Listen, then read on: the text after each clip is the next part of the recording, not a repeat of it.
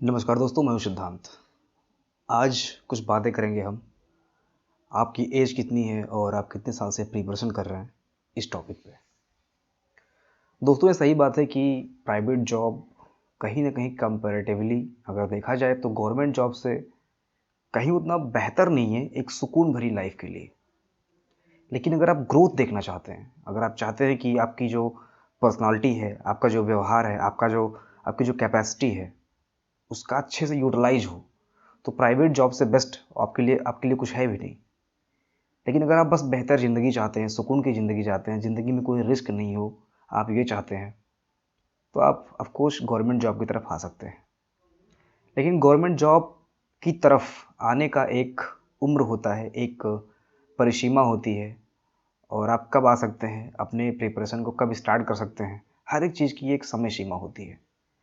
लेकिन हमारे भारत में ऐसी मान्यता है, ऐसी ऐसी ऐसी लोगों की सोच है कि गवर्नमेंट जॉब के लिए इतने ज़्यादा मतलब ये लोग डेडिकेट होते हैं, इतना डेडिकेटेड होते हैं कि ये भूल जाते हैं कि इनकी एज क्या है और कितने समय से ये प्रिपरेशन कर रहे हैं।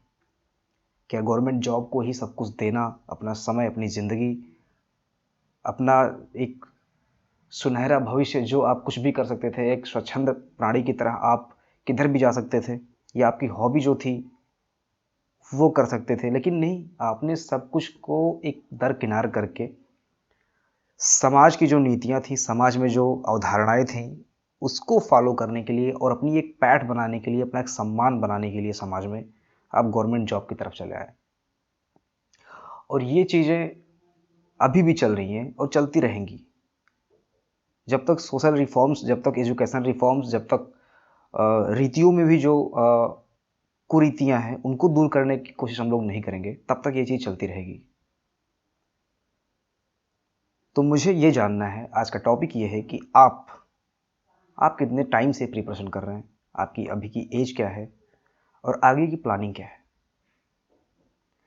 तो खासकर मैं ये वीडियो उन लोगों के लिए बनाना चाहता हूँ जो पिछले 3, 4 या 5 सालों से प्रिपरेशन कर रहे हैं, या फिर 6 सालों से। आपकी एज अगर 28 ईयर है या फिर 30 ईयर है, तो अभी आगे का क्या। फिर आपका जवाब आएगा, सर ये मेरा लास्ट अटेम्प्ट है और इसके बाद फिर हम कुछ और कर लेंगे। ये कॉमन जवाब है, और आई थिंक ये जवाब आप पिछले 2 साल से 3 साल से यही दे रहे हैं, अपनी फैमिली को, अपने फ्रेंड्स को, अपने आप को। हर जगह पे आपका यही आंसर होता है, बस ये लास्ट अटेम्प्ट है, एक वैकेंसी आने वाली है, इसकी प्रिपरेशन करेंगे और इसके बाद में छोड़ देंगे, कुछ और कर लेंगे। लेकिन क्या ये हुआ? ऐसा क्यों नहीं हो रहा है? आपकी सोच क्यों नहीं बदल रही है? आप जहाँ पे ये सोचते हो कि ये लास्ट अटेम्प्ट है, तो फिर अगली बार जब कोई वैकेंसी आती है तो आपको लुभाती क्यों है? क्या रखा है उस चीज़ में? कभी आपने सोचा? फिर आप जो करते आपने वो भी नहीं किया, और उस वैकेंसी के वेट में बैठ के आपने फिर से 5 से 6 महीने गंवाए अपने। फिर आप कहते हो कि जब वैकेंसी आएगी तो पढ़ाई हो पाएगी। 2-4 महीना आपने ऐसे नहीं पढ़ा, क्योंकि वैकेंसी आती है तो प्रेशर होता है, डेट दिखता है उसमें कि हाँ ये टारगेट है तो मुझे पढ़ाई करनी है। अदरवाइज डेट दिखता नहीं है तो आप अपने अकॉर्डिंग पढ़ाई करते हो। 2-4 घंटे पढ़ाई, बाकी फिर बुक्स को देखना, पेजेस पलटना, यही होता है। तो ये चीज़ें चल रही हैं और ये चलती रहेंगी अगर हम लोग सोच में परिवर्तन नहीं लाएंगे तो। हम लोग की जो सोच है वो थोड़ी रूढ़वादी है। अभी भी हम लोग उसी समाज में जी रहे हैं जहाँ बगल में जो लोग कर रहे हैं उसी को देख के हम भी करना चाहते हैं। अगर किसी ने कार लिया है तो वो जिस जॉब को करके वो कार खरीदा है, वो जॉब को हम अच्छा मानते हैं और वही चीज़ फॉलो करना चाहते हैं। बहुत सारे चेंजेस आए हैं, ऐसी बात नहीं है। आजकल एजुकेशन का स्तर काफ़ी ऊंचा उठ गया है, चीज़ें ऑनलाइन हो गई हैं, तो लोगों को जानकारी हो गई है, लोग अवेयर हो रहे हैं, और उनको टारगेट बहुत पहले से पता चल जाता है और उस पर वो लग जाते हैं। लेकिन अभी जो ये 90 से लेकर 2001 तक के जो प्राणी हैं, जितने जितने युवा हैं, ये अभी भी कंफ्यूज है। मैं गारंटी के साथ कह रहा हूँ कि 2001 के बाद में जितने लोग आए हैं, वो कहीं ना कहीं उनका विजन क्लियर हो जाएगा कि हाँ मुझे ये करना है, क्योंकि इतनी चीज़ें आ चुकी हैं। उनको एक एक प्लेटफॉर्म है कि आप वहाँ पे जाके वहाँ पे बहुत सारी चीज़ों को जानकारी ले सकते हैं कि हाँ उनकी ये हॉबी है, तो वो क्या वो कर सकते हैं कि नहीं कर सकते हैं, हर एक चीज़ कंसल्टेंसी ज्वाइन कर सकते हैं, बहुत सारी चीज़ें हैं। लेकिन ये जो 90 से लेके 2001 के बीच में जिनका डेट ऑफ बर्थ है, ये आज भी कंफ्यूज है, क्योंकि ये आज से अगर एक बेसिक चीज़ करना स्टार्ट करते हैं तो उसमें भी उनका कम से कम 2 से 3 साल जाने वाला है। फॉर एग्जाम्पल, अगर वो आज से यूट्यूब चैनल स्टार्ट करते हैं तो वो चैनल ग्रोथ करने में कम से कम 2 से 3 साल लगना है। उनके पास 2 से 3 साल का टाइम कहाँ है? वो ऑलरेडी 28-30 के बीच में है। आखिर में उनके लिए उनको भी जीने के लिए पैसे की या फिर अदर सोर्सेज की ज़रूरत है, उनके भी बेसिक नीड है, तो वो नहीं कर सकते ये चीज़। जॉब ज्वाइन करेंगे तो 10 to 15,000, इसमें उनकी बेसिक चीज़ें या फिर एक ढर्रे की लाइफ जो होती है वो तो चल जाएगी, लेकिन प्रमोशन या फिर अदर चांसेस बहुत कम है, क्योंकि उसमें भी टाइम लगता है। 2 से 3 साल 4 साल आपको देने पड़ेंगे। अदर चीज़ की मैं बात करूं, हॉबी की बात करूं, तो हॉबी तो उनमें पहले से थी लेकिन वो डेवलप नहीं थी। तो आज से अगर वो हॉबी पे भी काम करेंगे तो भी 2 से 3 साल लगना है, तो भी 2 से 3 साल जाना है उनका। हालांकि वो खुश रहेंगे, लेकिन वही फिर बेसिक नीड वो पूरी नहीं हो पाएगी, फैमिली प्रेशर अलग से रहेगा। फंस जाते हैं लोग, फंस के फिर वही चीज़ करते हैं जो चीज़ वो पिछले 4 साल से 5 साल से कर रहे हैं, यानी कि गवर्नमेंट जॉब की तैयारी, लास्ट अटेम्प्ट मान के। एक लूप स्टार्ट हुआ ऐसे ऐसे करके, वो लूप फिर से वहीं पे आके रुक गया। बात को आप समझ रहे होंगे, बात की गहराई को आप समझिए कि मैं कहना क्या चाहता हूँ।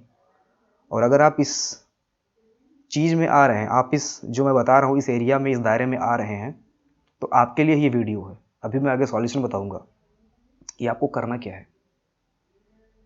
सबसे ज़रूरी बात कि अगर आप 4 से 5 साल से तैयारी कर रहे हैं तो आपका कमांड, आपका कॉन्सेप्ट, आपका जीएस, रीजनिंग, मैथ या जो भी सब्जेक्ट आप अभी तक पढ़ रहे थे, मैं मान के चलता हूँ कि आपको अच्छी तरह से एक बार तो आपने पकड़ बना ली होगी कभी ना कभी, कि हाँ मेरा ये कमांड अच्छा खासा हो गया है, एग्ज़ाम हो तो मैं क्रैक कर लूँगा। एक बार तो कभी ना कभी हुआ होगा। तो मैं ये मान के चलता हूँ कि आपका टॉपिक कंफर्म है, क्लियर है, आपको बस रिवीजन की ज़रूरत है। आपको सिर्फ और सिर्फ रिवीजन की ज़रूरत है।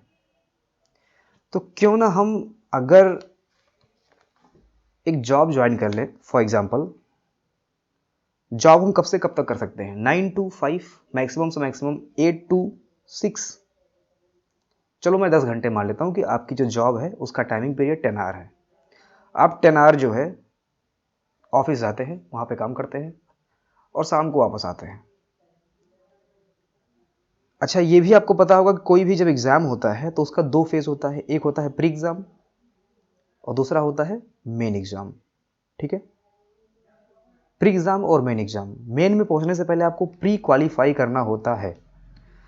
अगर आपने अभी तक प्री भी क्वालीफाई नहीं किया है तो भी, और अगर आपने प्री क्वालीफाई कर लिया है तो भी, दोनों के लिए ये चीज़ें हैं।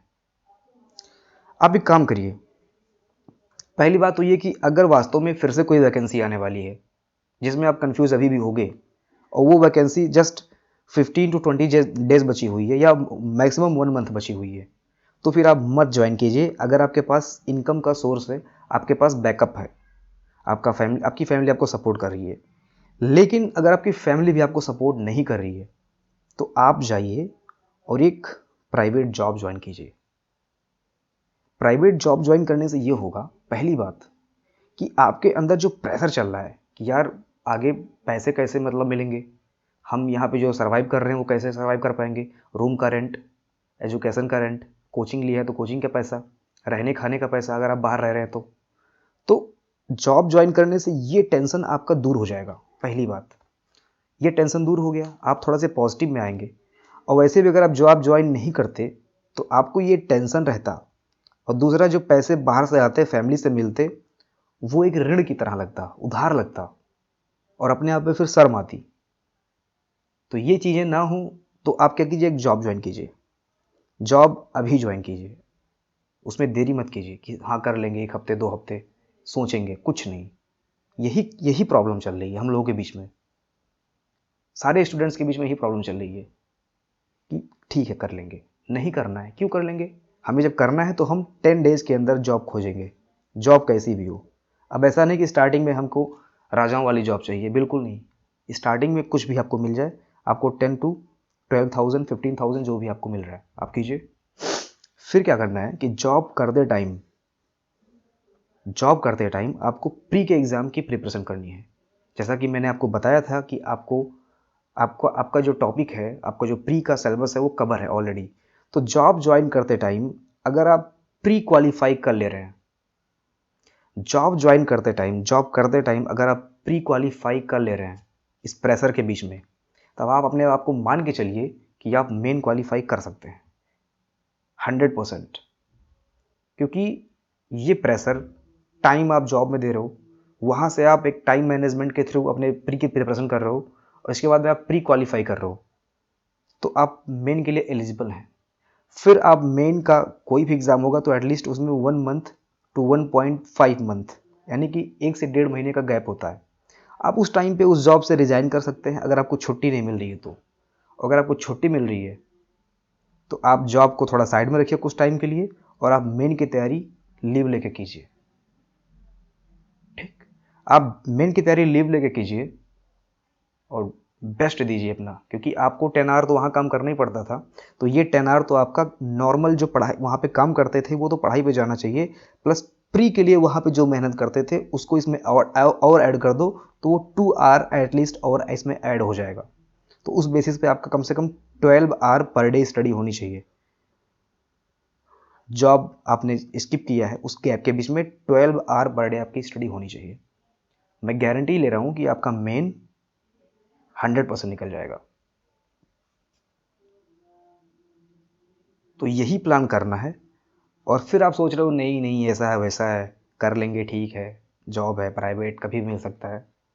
तो भैया आप करो, कोई दिक्कत नहीं है। आपकी जो प्रिपरेशन स्ट्रेटजी है आप उसको करो, आप उसमें लगे रहो, करते रहो, ठीक है। तो ये हमारा आज का पॉइंट था। और अगर आपको वीडियो सजेस्टिव लगा हो, अगर आपके लिए क्या बोलते हैं उसे, कारगर वीडियो है तो आप इसे लाइक कर सकते हैं।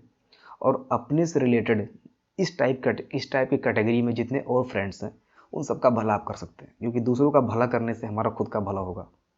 दूसरे के बारे में बुरा सोचने से क्या होगा, अपने बारे में आप क्या कर लिए आज तक। दूसरों की प्लानिंग में स्ट्रेटजी बनाते हो कि हाँ इसका ग्रोथ ना हो पाए, तो पहले अपना तो ग्रोथ कर लें।